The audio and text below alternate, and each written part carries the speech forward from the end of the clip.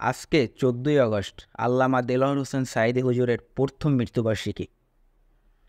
হয়তো হুজুর যদি আজকে বেঁচে থাকতো তাইলে এই ছাত্র আন্দোলনের পরে, শেখ হাসিনার পদত্যাগের পরে আমরা তাকে জ্যান্ত অবস্থায় দেখতে পারতাম। তার মতো মানুষ, তার মতো ব্যক্তিত্ব আমরা পাবো কিনা শিওর জানি না।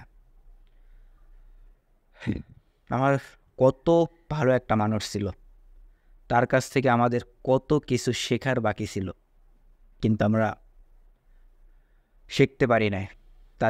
তাকে আটকায় রাখা হয়েছে। তার কাছ থেকে আমাদের অনেক কিছু শেখা বাকি ছিল। আজকে তার প্রথম মৃত্যুবার্ষিকী। যারা তাকে বিনা দোষে বিনা কারণে আটকাই রাখছে এতটা বছর, আল্লাহ তাদের বিচার করুক। আমাদের কাছ থেকে একটা বছর হয়ে গেছে, আমাদের হুজুর চলে গেছে। তার কাছ থেকে অনেক কিছু শেখা বাকি ছিল, অনেক কিছু যা আমরা শিখতে পারি না, এখনও শিখতে পারি না। আর আমরা ভবিষ্যতে শিখতে পারবো কি না তাও জানি না।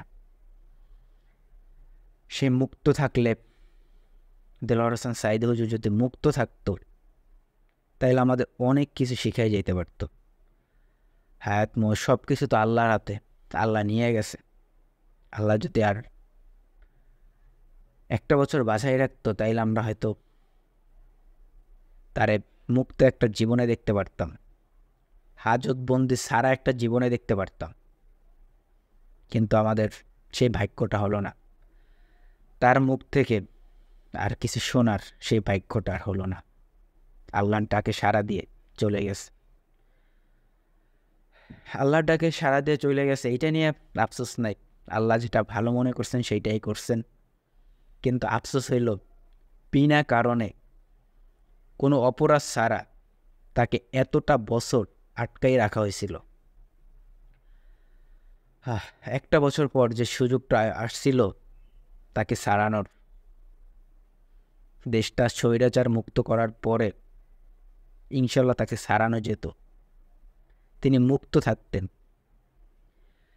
কিন্তু সেই মুক্ত দেলোয়ার হোসেন সাঈদী হুজুরকে আমরা আর পাই নাই। আমরা আর তাকে পাই নাই। তার কাছ থেকে কোনো কথা আমরা আর শুনতে পারি নাই। আল্লাহ তাকে জান্নাতুল ফেরদাউস নসিব করুক। আল্লাহ তাকে পরকালে সারাটা জীবন সুখে রাখুক। আল্লাহ তাকে অনেক সুখে রাখুক। আল্লাহ তাকে জান্নাতুল ফেরদাউস নসিব করুক। আমিন।